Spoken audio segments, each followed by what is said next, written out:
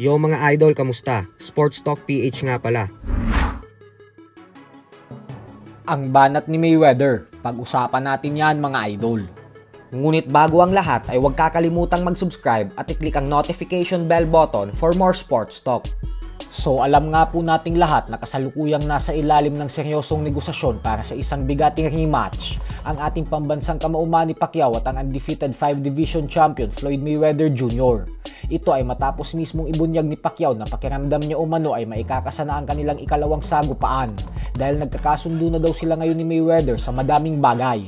At sadyang may mga mangilan-ngilan na lang daw na detalye ang kanilang pinag-uusapan at inaayos.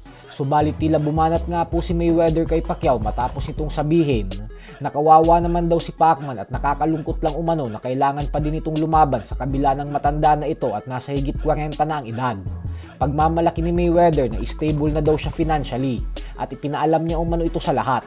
Madami man umanong bumabati ko sa kanya at nagsasabing naghihirap na siya pero wala daw itong katotohanan at pawang chismis lamang. Kasi ang katunayan umano niyan ay kahit ang mga susunod na henerasyon ng kanyang pamilya ay kayang-kaya ng mabuhay ng dahil sa bilyones na kinita niya sa pagboboxing. Ayon naman sa former 6th Division Champion Oscar De La Hoya na siyang nakalasap ng pagkatalo sa kamay ni Pacquiao at Mayweather, ay masyado na umanong huli para gawin pa ang rematch ng dalawa kasi dapat daw nangyari na ito dati pa. Pero ganun pa man ay kung sakali daw na magtuos pa rin ang dalawa ay susuportahan at susubaybayan niya pa din umano ito. Paliwanag ni De La Hoya na gusto niya daw kasing makita kung ano ang magiging reaksyon ni Mayweather sa fighting style ni Pacquiao. Lalo pat si Pacquiao daw ay aktibo na ulit sa professional boxing.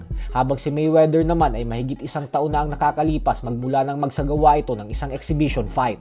At taong 2017 pa nang huling beses itong lumaban sa professional boxing. Tapos hindi pa tunay na boksingero ang nilabanan nito. Kumpara kay Pacquiao na mga world champion pa din ang hinaharap hanggang ngayon. Sa kabilang banda naman mga idol ay tila nagparinig na naman nga po ang kapatid at trainer ni General Casimero na si Jason gamit ang kanilang official Facebook page na Cuadro Alas It's My Boy. Ito ay matapos niyang sabihin na bagamat maliit lang daw ang kinikita nila ngayon sa mga laban ng kapatid niya, pero wala naman daw itong kaltas o bawas. Yan umano ang kaibahan ni Casimero sa ibang mga boksingero.